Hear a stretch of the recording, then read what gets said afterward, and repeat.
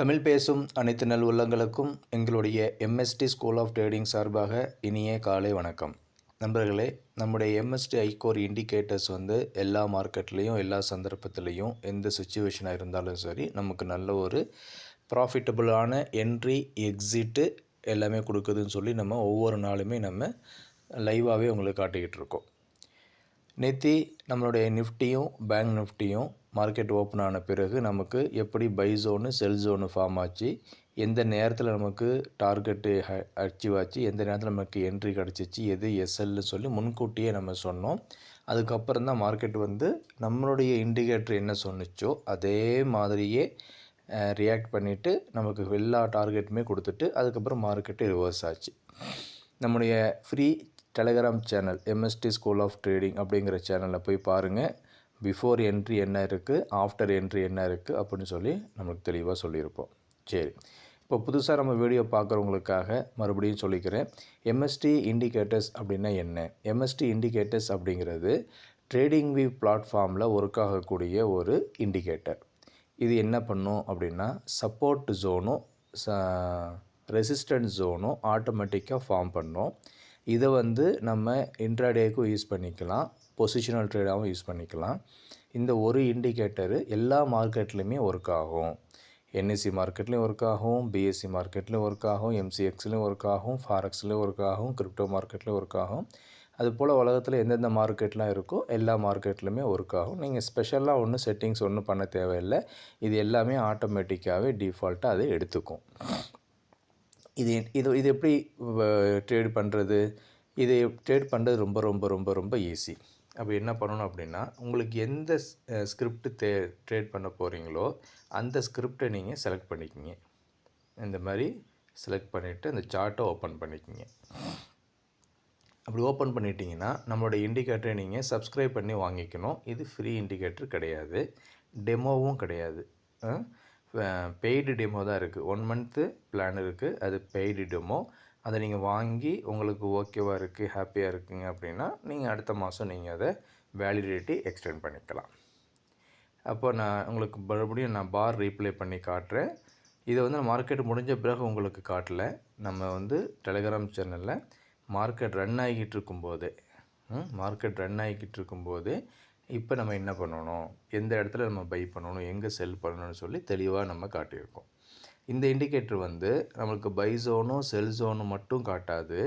எது stop loss, எது entry point, எது டார்கெட் கொடுத்துட்டா என்ன பண்ணணும், சப்போஸ் எஸ்எல் ஹிட் ஆகிடுச்சுன்னா என்ன பண்ணணும்னு சொல்லி தெளிவாக உங்களுக்கு காட்டும். இதில் எந்த வித சந்தேகமும் கிடையாது, கஷ்டமும் கிடையாது. ரொம்ப ஈஸியான மெத்தடு. இது யாருக்கு கஷ்டமாக இருக்கும் அப்படின்னா, ஒரே நாள்லேயே பணக்காரன் ஆகணும், ஒரே நாள்லேயே நான் பழைய விட்ட பணத்தெல்லாம் சம்பாதிக்கணும் அப்படிங்கிறவங்களுக்கு இந்த இண்டிகேட்டர் செட் ஆகாது. பொறுமையாக ஒரு பிஸ்னஸ் மாதிரி நீங்கள் கன்சிடர் பண்ணி இந்த பிஸ்னஸில் சக்ஸஸ் ஆகணும் அப்படின்னு நினைக்கிறவங்களுக்கு இந்த இண்டிகேட்டர் ரொம்ப ரொம்ப ரொம்ப கை கொடுக்கும். இப்போ இதுலேயும் ரிஸ்க் எடுக்கிறவங்க ரொம்ப ரிஸ்க் எடுத்து நல்ல ப்ராஃபிட்டும் பார்க்குறாங்க. நம்ம ரிஸ்க் எடுக்கிறதுக்கெல்லாம் நம்ம அட்வைஸ் பண்ணுறதில்ல. ஒரு நாளைக்கு ஒரு ட்ரேடு நீங்கள் எடுத்துகிட்டு ப்ராஃபிட் பார்த்துட்டு நீங்கள் போங்க. சரி, இப்போ பாருங்கள், மார்க்கெட்டு ஓப்பன் ஆகிருக்குன்னு வச்சுக்கோங்க. இப்போ தான் மார்க்கெட்டு ஓப்பன் ஆகிருக்கு. சரியா? மார்க்கெட் ஓப்பன் ஆகி ரன் ஆகிட்டு இருக்குது. இப்படி ரன் ஆகிட்டு இருக்கும்போதே நமக்கு மேலே ஒரு ஜோனு, அந்த ஜோன் நம்ம சப்ளை ஜோன் அல்லது ரெசிஸ்டன்ஸ் ஜோன் அப்படின்னு சொல்கிறோம். அது நமக்கு ஃபார்ம் ஆகிருக்கு. கீழே ஒரு ஜோன் ஃபார்ம் ஆகிருக்கு. அது நம்ம டிமாண்ட் ஜோன் இல்லாட்டி சப்போர்ட் ஜோன் அப்படின்னு சொல்கிறோம். இப்போ ஓப்பன் ஆகி ரன் ஆகிட்டு இருக்கிற இந்த மார்க்கெட்டு ஒன்று மேல் நோக்கி போகும், இல்லை கீழ் நோக்கி வரும். இப்போ ஃபஸ்ட்டு கீழ் நோக்கி போகிற சினாரியோ பார்க்கலாம். சப்போஸ் கீழ் நோக்கி வருது அப்படின்னா 24,888 நம்மளுடைய பை ஜோனு. அதோடைய நெக்ஸ்ட்டு ஸ்டாப் லாஸ் 24,832. நான் இப்போ வச்சுருக்கிறது டிஃபால்ட்டு செட்டிங்ஸில் வச்சுருக்கேன். ஓகேங்களா? ஆனால் நம்ம அட்வைஸ் பண்ணுறது டைனி டு ஸ்டாப் லாஸே போதுமானது அப்படின்னு சொல்லி நம்ம அட்வைஸ் பண்ணுறோம். சரி, இந்த டைனி டு ஸ்டாப் லாஸ்லாம் எங்கே சார் இருக்குது அப்படின்னா, இந்த இண்டிகேட்டரில் அந்த லெஃப்ட் சைடில் ஓப்பன் பண்ணினீங்கன்னா இந்த நடு பட்டன் இன்ஜின் பட்டன் மாதிரி இருக்குது இல்லையா, அதை கிளிக் பண்ணினீங்கன்னா இந்த இடத்துல உங்களுக்கு எல்லாமே கொடுத்துருக்கும். Buy zone, sell zone, target, first buy target, first sell target, second buy target, second sell target, அது போக எக்ஸ்ட்ரா டார்கெட்டு இங்கே கொடுத்துருக்கோம். இங்கே பார்த்தீங்கன்னா உங்களுக்கு தெரியும் stop loss, tiny 2, tiny 3, big target, default target, இது எல்லாமே தெரியும். அவ்வளோதான். இப்படி நீங்கள் இது யூஸ் பண்ணிக்கிங்க. இது வந்து நம்ம அதிகமான லாஸை தடுக்கிறதுக்காக தான் நம்ம ஸ்டாப் லாஸை சேஞ்ச் பண்ணுறோம். நம்ம மார்க்கெட்டில் கொடுக்க வேண்டியது குறைஞ்சபட்ச லாஸாக இருக்கணும். நம்ம பாக்கெட்டில் வர வேண்டியது அதிகபட்ச லாபமாக இருக்கணும். அப்படி இருந்தால் மட்டும்தான் இந்த மார்க்கெட்டில் சஸ்டெயின் ஆக முடியும். சரிங்களா? இப்போ மார்க்கெட்டு மறுபடியும் ரன் ஆகிட்டுருக்கு. மார்க்கெட்டு மேல் நோக்கி போயிட்டுருக்கு. இன்னும் மார்க்கெட் நமக்கு டச் பண்ணலை. நம்ம எப்போ ட்ரேட் பண்ணணும்? நம்மளுடைய செல் ஜோனையோ பை ஜோனையோ போய் டச் பண்ணிவிட்டு, செல்லாக இருந்துச்சுன்னா ஒரு ரெட்டு கேண்டில் டச் பண்ண பிறகு க்ளோஸ் பண்ணணும். கீழே அந்த லோவை உடைக்கணும். அதுக்கப்புறம் நம்ம என்ட்ரி பண்ணுவோம். பையாக இருந்துச்சுன்னா பை லைனுக்கு வந்துட்டு ஒரு க்ரீன் கேண்டில் மேலே க்ளோஸ் ஆகணும். அதோட ஹையை பிரேக் பண்ணணும். அதுக்கப்புறம் அந்த பிரேக்கிங் கேண்டிலோட க்ளோசிங் ப்ரைஸில் வந்தோ அல்லது நம்மளுடைய என்ட்ரி பாயிண்ட்லேயே எக்ஸாக்டாக நம்ம என்ட்ரி பண்ணணும். இப்போ என்ட்ரி எடுத்த பிறகு பை எடுக்கிறோம் அப்படின்னா அதுக்கு கீழே உள்ள சிவப்பு கலர் லைனு, அதாவது செகண்ட் செல் அப்படின்னு போட்டிருக்கோம் இல்லையா, அதுதான் நம்ம ஃபஸ்ட்டு பையோட ஸ்டாப் லாஸு. இப்போ ஃபஸ்ட்டு பை எடுப்போம், டார்கெட் ஹிட் ஆகிடுச்சுன்னா வெளியே வந்துடுவோம். சப்போஸ் எஸ்எல் ஹிட் ஆகிடுச்சு அப்படின்னா இந்த செகண்ட் செல்லுக்கு அப்புறம் நம்ம செல் எடுத்து நம்ம லாஸை ரெக்கவர் பண்ணி என்னோட ப்ராஃபிட்டையும் பார்த்துட்டு வெளியே வரலாம். அதே மாதிரி தான் மேலே ஃபஸ்ட்டு செல்லுக்கு. இப்போ மார்க்கெட் மேலே போய் சப்போஸ் மேலே போய் டச் பண்ணுதுன்னு வச்சுக்கோங்க. இப்போ டச் பண்ணிடுச்சு அப்படின்னா 25,170 டச் பண்ண பிறகு ஒரு ரெட்டு கேண்டில் கீழே க்ளோஸ் பண்ண விட்டுங்க. பாடி நல்லா முழுசாக கீழே க்ளோஸ் பண்ண விடுங்க. அதுக்கப்புறம் அந்த லோ பிரேக் பண்ண பிறகு இந்த பிரேக்கிங் கேண்டிலோட க்ளோசிங் ப்ரைஸ்லேருந்து நீங்கள் செல் எடுங்க. எதை செல் எடுக்கணும்? 25,100 புட் ஆப்ஷன் எடுக்கலாம், இல்லை 25,200 புட் ஆப்ஷன் எடுக்கலாம், 25,150 புட் ஆப்ஷன் கூட நீங்கள் பை பண்ணலாம். இதோட ஸ்டாப் லாஸ் என்ன அப்படின்னா 25,199 ஸ்பாட் ப்ரைஸு. இதுக்கிட்ட போகும்போது க்ளோசிங் வச்ச பிறகு அபோவ் க்ளோசிங் வச்ச பிறகு நீங்கள் எக்ஸிட் பண்ணிக்கணும். சப்போஸ் எஸ்எல் ஹிட் ஆகிடுச்சு அப்படின்னா 25,200க்கு மேலே க்ளோசிங் வச்ச பிறகு ஹையை பிரேக் பண்ண பிறகு க்ரீன் கேண்டிலாக இருக்கணும். அப்போது நம்ம திருப்பியும் பை எடுத்து அன்னையோட லாஸை ரெக்கவர் பண்ணிவிட்டு வெளியே வரலாம். இப்போ பாருங்கள் என்ன ஆயிருக்குன்னு சொல்லி. இன்னும் நமக்கு பையும் ஆக்டிவேட் ஆகலை, செல்லும் ஆக்டிவேட் ஆகலை. மார்க்கெட் மேலே போகுது, கீழே வருது. இந்த இடத்துல பாருங்கள். இப்போ நமக்கு செல்லுக்கிட்ட போயிடுச்சு, செல்லை டச்சும் பண்ணிடுச்சு. ஓகேவா? இப்போ இந்த கேண்டில் தான் டச் பண்ணியிருக்கு. ஆனால் அது க்ரீன் கேண்டிலாக இருக்குது. நம்ம அது என்ட்ரி எடுக்க மாட்டோம். அதுக்கு அடுத்த கேண்டில் ரெட்டு கேண்டிலாக இருக்குது. ஆனால் ஃபுல் பாடி எங்கே க்ளோஸ் ஆகிருக்கு? மேலே தான் க்ளோஸ் ஆகிருக்கு. அப்புறம் இந்த கேண்டில், அப்போ இந்த கேண்டில் என்னாச்சு? கீழே க்ளோஸ் ஆகிடுச்சு. ஆனால் லோவை வந்து அடுத்த கேண்டில் உடைக்கல. அப்போ அதுவும் வேலிடேட்டி இல்லை. அப்புறம் இந்த கேண்டில் 10:23க்கு உண்டான கேண்டில் வந்து கரெக்டாக நம்முடைய ஜோனுக்கு கீழே க்ளோஸ் ஆகிருக்கு.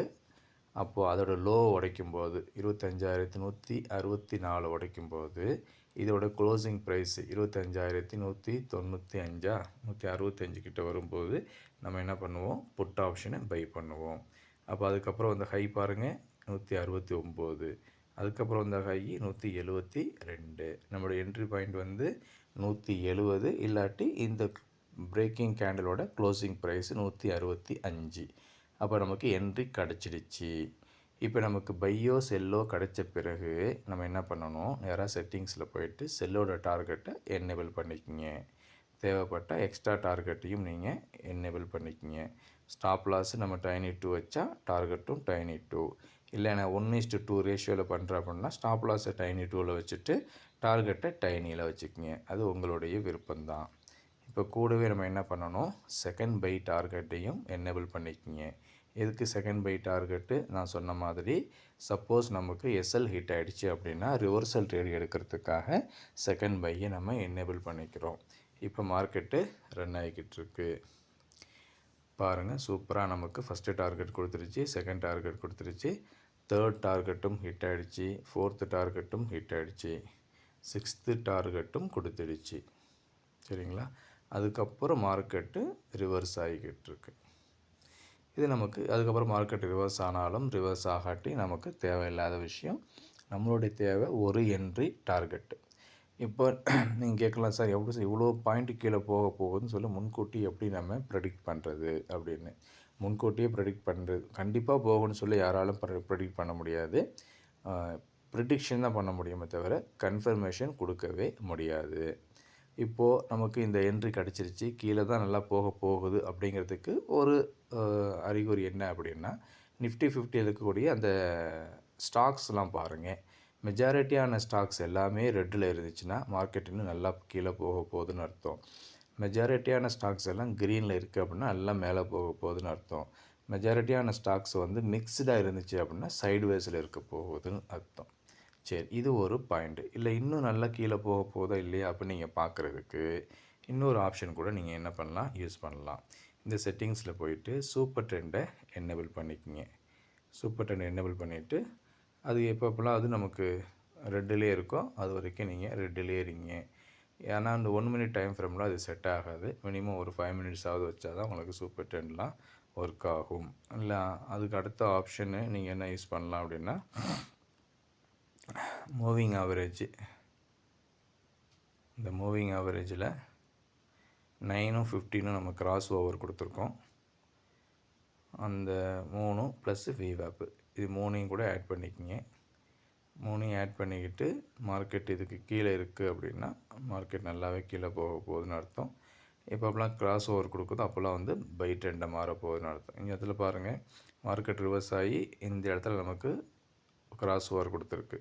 அப்போ இங்கேயே நம்ம என்ன பண்ணிக்கலாம், திருப்பியும் பை பண்ணிக்கலாம். அதே மாதிரி எந்த இடத்துல நமக்கு கிராஸ் ஓவர் கொடுத்துருக்குன்னு சொல்லி பாருங்கள். அதுக்கப்புறமும் நீங்கள் நல்லாவே ரிவர்ஸ் பண்ணிக்கலாம். இப்போ இது ரெண்டும் நல்லா ஒரு ரயில்வே ட்ராக் மாதிரி வருது பாருங்கள். இந்த மூவிங் ஆவரேஜ் ரெண்டுமே வந்து ஒரு ரயில்வே ட்ராக் பேட்டர்ன் மாதிரி வந்துக்கிட்டே இருக்கும்போது இன்னும் மார்க்கெட் நல்லா கீழே போக போகுது அப்படின்னு அர்த்தம். இந்த 2 மூவிங் ஆவரேஜ் டச் பண்ணும்போது மார்க்கெட் வந்து சைட்வேஸாக இருக்க போகுதுன்னு அர்த்தம். திருப்பியும் ஒரு ரயில்வே ட்ராக் பேட்டர்ன் ஃபார்ம் பண்ணும்போது நமக்கு வந்து நல்ல ஒரு ட்ரெண்டிங் மார்க்கெட்டு கிடைக்க போகுதுன்னு அர்த்தம். இது எல்லாமே எக்ஸ்ட்ரா ஸ்டெப்பு தான், ஓகேவா? இந்த மூவிங் ஆவரேஜுக்கும் நம்முடைய MSCI ஐகோருக்கும் சம்மந்தமே கிடையாது. அதனால் நம்ம சொல்ல வேண்டியது நம்மளுடைய என்ட்ரி, எக்ஸிட்டு, டார்கெட்டு அது மட்டும்தான். அதை நீங்கள் பார்த்துக்குங்க. வேறு ஏதாவது சந்தேகம் இருந்துச்சுன்னா கேளுங்க, நம்ம உங்களுக்கு சொல்லித்தரோம். வாட்ஸ்அப்பில் மெசேஜ் பண்ணுங்கள். பாருங்கள், இந்த இண்டிகேட்டர் வந்து குளோபல் மார்க்கெட்டுக்கு ஆட்டோமேட்டிக்காகவே எனேபிள் ஆகிருக்கும்.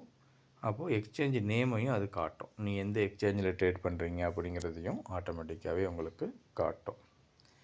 இவ்வளோதாங்க நம்மளுடைய இண்டிகேட்டர். சரி, இதில் வந்து ஸ்கேல்பிங் பண்ணுறதுக்கு சில பேர் கேட்குறாங்க, சார் மேலேருந்து நான் செல் பண்ணிட்டேன், மார்க்கெட்டு கீழே வந்துருச்சு, ஆனால் நான் வந்து திருப்பியும் இன்னொரு என்ட்ரி எடுக்கிறதுக்கு என்ன பண்ணுறது அப்படின்னு. நம்மளுடைய ஒவ்வொரு லைனுமே ஒரு சப்போர்ட்டு ரெசிஸ்டன்ஸ் தான். இப்போ இந்த இடத்துல பாருங்கள், 6வது டார்கெட் முடிஞ்ச உடனே ஒரு க்ரீன் கேண்டில் மேலே வச்சுருக்கு. அந்த ஹையை உடைக்கும் போது நம்ம பை பண்ணணும். திருப்பி நமக்கு டார்கெட் ஸ்டாப் லாஸ் வந்து அதுக்கு கீழே உள்ள லைன் தான். சரி, அது போக இப்போ நமக்கு செகண்ட் பை ஆக்டிவேட் ஆகிருக்கு. ஒரு க்ரீன் கேண்டில் மேலே க்ளோஸ் ஆகிருக்கு. 2 டார்கெட்டு ஆல்மோஸ்ட் கொடுத்துருச்சு. ஸோ இதே மாதிரியே நீங்கள் ட்ரேட் பண்ணலாம். சரி, இன்னொரு ஆப்ஷனும் இருக்குது. என்னது, மதியத்துக்கு மேலே நீங்கள் ட்ரேட் பண்ணுறதுக்கு இங்கே மார்க்கெட் டைப்புன்னு கொடுத்துருக்கோம். அதில் வந்து நோன் மார்க்கெட் அப்படின்னு கொடுத்துட்டிங்கன்னா ஆஃப்டர்நூன் ட்ரேடு உங்களுக்கு காட்டும். இப்போ பாருங்கள், ஆஃப்டர்நூன் ட்ரேடு ஆஃப்டர்நூனில் நமக்கு பை ஆக்டிவேட் ஆகிருக்கு.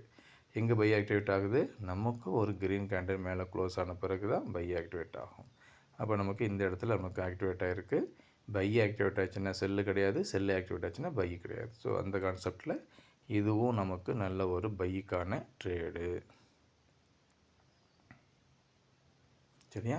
அப்போ நமக்கு பையிலையும் 3 டார்கெட் கிடச்சிருக்கு, 6 டார்கெட் கிடச்சிருக்கு, செல்லுலேயும் 6 டார்கெட் கிடச்சிருக்கு. இதுக்கு நீங்கள் செய்ய வேண்டியது, இந்த மார்க்கெட் டைப்பில் போயிட்டு நோன் மார்க்கெட் அப்படின்னு மாற்றிட்டு ஒரு 12:30 மணி 1 மணிக்கு மேலே நீங்கள் ட்ரேட் பண்ணுங்கள். அப்போ நாளைக்கு வரக்கூடிய மார்க்கெட் நான் இன்றைக்கே பார்த்து மார்னிங் ஓப்பன் ஆன உடனே நான் ட்ரேட் பண்ண முடியுமா சார்? முடியும். அதுக்கு நீங்கள் என்ன பண்ணணும், NSE டுமாரோ அப்படிங்கிற மார்க்கெட் டைப்பை வச்சுக்கிங்க. அப்படி வச்சுக்கிட்டு நீங்கள் ட்ரேட் பண்ணுங்கள். அப்படி பார்த்தோம்னா நேற்று என்ன இருக்குது, நேற்று நமக்கு ஃபஸ்ட் டே பை ஆக்டிவேட் ஆகிடுச்சு, செல்லு வரைக்கும் போயிடுச்சு, திருப்பி செல்லு ஆக்டிவேட் ஆகிட்டு பை வரைக்கும் வந்துடுச்சு, திருப்பி பை ஆக்டிவேட் ஆகிடுச்சு, செல்லு வரைக்கும் போயிருக்கு, திருப்பி செல்லுலேருந்து பை கிட்ட வரைக்கும் வந்துட்டு திருப்பி மேலே போயிருக்கு.